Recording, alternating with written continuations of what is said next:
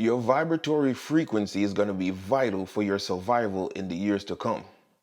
There's a program that was given to us to maintain a certain level of vibration. It's called a covenant. In the dark ages up until now, the priests tell you you should follow this covenant and your reward is to enter heaven when you're dead or when you get raptured away. Not so. What is a covenant? A covenant is a deal or agreement between two people, also an agreement with the Almighty God. Don't believe me? Let's try Webster 1828. It says a covenant, a mutual consent or agreement of two or more persons. In theology, the covenant of works is that implied in commands or prohibitions or promises of God. The promise of God to man, that man's perfect obedience shall entitle him to happiness. This do, meaning do this and live. That do, meaning do that and die.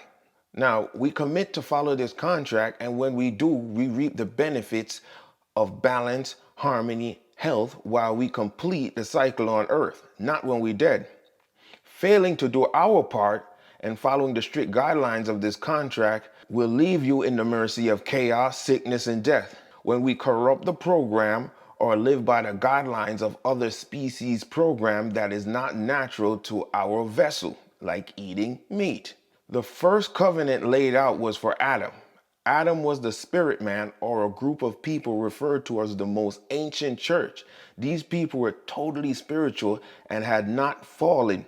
They hadn't lost their connection to things that we would refer to today as like magic, miracles, and angels. These things were just science unknown to the fallen man and woman, which we are today. That covenant was for the spiritual man to maintain his spiritual essence and his connection to spiritual things, intuitive things, and things not detected by the logical mind or the five senses. It was also meant to maintain the physical body for the duration of his earthly probation. Do remember, there is no man literally named Adam. Adam is a representative of a group of people at a different time, different level of consciousness, or a different physical form than we are today. Now let's get into a piece of that covenant. Genesis 1:28. And God blessed them. And God said unto them, be fruitful and multiply and replenish the earth and subdue it and have dominion over the fish of the sea and over the fowl of the air and over every living thing that moveth on earth. Genesis 1:29. And God said, behold, I have given you every herb bearing seed, which is upon the face of all the earth, and every tree in which is the fruit of a tree yielding seed. To you it shall be for meat. Now, the initiates of that time wrote the book of truth, the Bible, for other initiates at this particular time in history, revealing to them what is to come in our time. They could see the future. Plus, the probation period on earth or school is cyclical, meaning it repeats itself. So they knew what we would do in our fallen state. So having an understanding of the repetition of man in the cycles, they knew what we would consider as our primary diet, meat. And they wrote it in that context so we would understand that fruit is what should be considered as meat.